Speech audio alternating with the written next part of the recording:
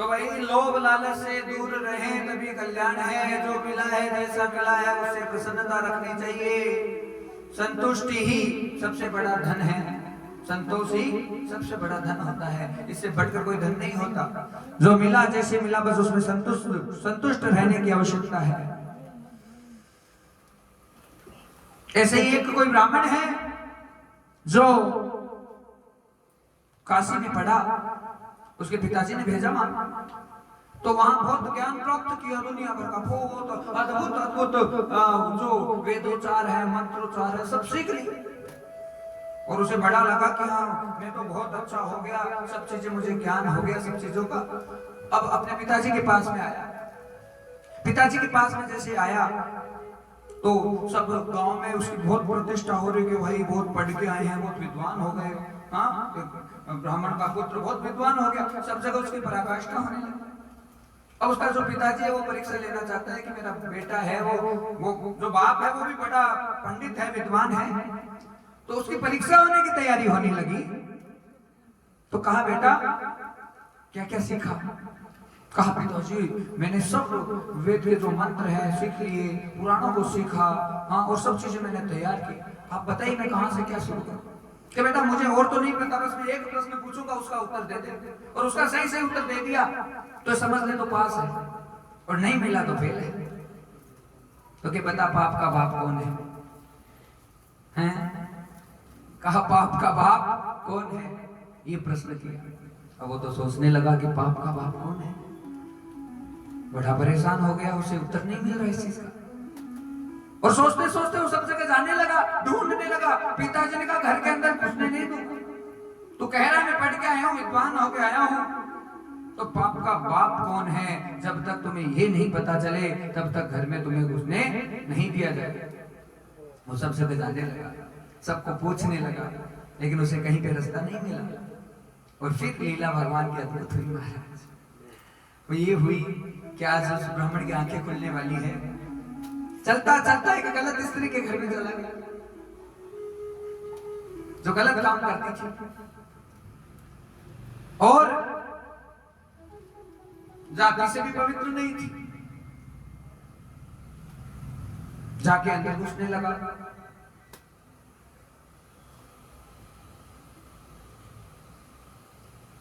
अब वो जो मंत्र शक्ति थी उसने मतलब भाव तो अच्छे थे उसके, और जैसे ब्राह्मण देवता को लेकर अंदर बुलाया, आओ महाराज, आओ महाराज को बिठा। कैसे आए?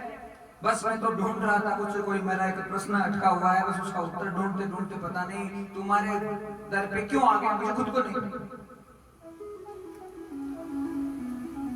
कि महाराज प्रश्न क्या है? यही है कि पाप का बाप कौन है? आओ महाराज, आओ बैठो। पानी पियोगे? पानी लेकर आई। गलत स्त्री थी, पानी हाथ में दिया, और पानी जैसे हाथ में दिया ना जाति पूछी ना कुछ पूछा, सीधा पी लिया। पिया तो पानी पीते ही अरे महाराज, वो औरत कहने लगी मेरा तो आज बड़ भाग हो गया, धन्य भाग हो गया कि आप जैसे विप्र ब्राह्मण इतने ज्ञानी हमारे घर में चरण रख दिए महाराज। अपने आप को सेवा किए बिना तो जाने नहीं दे सकते। अब महाराज आप बता दो चाय लोगे कॉफी लोगे? और देखो मेरी तो ये आदत है कि मैं चाय कॉफी कोई विप्रजनों को पिलाऊं तो इससे नहीं पिलाऊं। बस मेरी यही इच्छा है, मैं 21 सोने की जो मुद्राएं आपके चरणों में रखूं और बस चाय पिला दूं आपको, चाय की सेवा ले लूं। महाराज ने सोचा 21 सीधी चाय भी मिल रही है, 21 मुद्राएं भी मिल रही है। अब नहीं पूछा कौन है क्या है, बना दे। वो आई चाय बना के लेके आई, 21 सोने की मुद्राएं चरणों में रखी और चाय दी। नहीं पूछा कौन है, बातें करने। महाराज आप आए हैं और बिना भोजन के जाए, ऐसा नहीं हो सकता। और देखो मेरा तो शुरू से नियम ये है, और मीठी बात हो रही है, मेरा तो शुरू से नियम ये कि कोई विप्रजन आए वो बिना भोजन के चले जाए तो ऐसा हो नहीं सकता। और मैं भोजन भी ऐसे नहीं कराता महाराज, मेरा भोजन कराने का भी तरीका है, और वो तरीका ये है कि मैं भोजन कराऊं तो बस ये तो मेरी भावना है कि 51 सोने की मुद्राएं तो मैं पहले रखूं। ब्राह्मण ने सोचा मौज हो रही है यहाँ पे, पहले तो 21 आगे 51 हो। अब नहीं पूछा कौन है, क्या खिला लिया, थाली सजाई लाकर रखी। महाराज अभी भोजन करना मत, भोजन अभी करना मत, क्योंकि मेरा ये नियम है कि पहले तो मैं आपके चरणों को धोऊंगी, चरणों को धोके उसके बाद अपने हाथ से कौवा है वो खिलाना चाहता है, आप खाओगे? देखो महाराज मैं ऐसे नहीं खिलाऊंगी, मैं आपके चरण धोऊंगी और आपको खिलाऊंगी, तो 101 सोने की मुद्राएं हैं आपके चरणों में रखूंगी। महाराज सोचने लगे कि कितना अद्भुत है,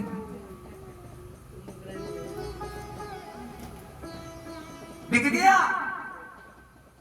और कहा खिलाने क्या लगी, जैसे ही हाथ बढ़ाया उस स्त्री को इतना गुस्सा आया, हाथ को निकाल के भीड़ चेपी महाराज, और चेपी महाराज ये क्या हो गया?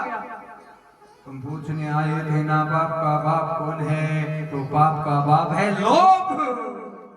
अरे महाराज तुमको पता है वेश्या का घर है, यहाँ पर आकर ना जाति पूछी ना बाती पूछी, पहले आगे पानी को ग्रहण किया, और जब धन का लालच बढ़ा तो चाय ग्रहण कर ली, फिर धन का लालच बढ़ा तो भोजन ग्रहण कर लिया, और फिर धन का लालच बढ़ा तो मेरे हाथ का स्पर्श भी कर लिया। अब तो उस ब्राह्मण की आंखें खुल गई, और उस जो देवी थी उसे ही पूजने लगा, और कहने लगा कि बस तो मुझे तो गुरु मिल गया कि और कोई है नहीं, तुमने मेरी आंखें खोल दी।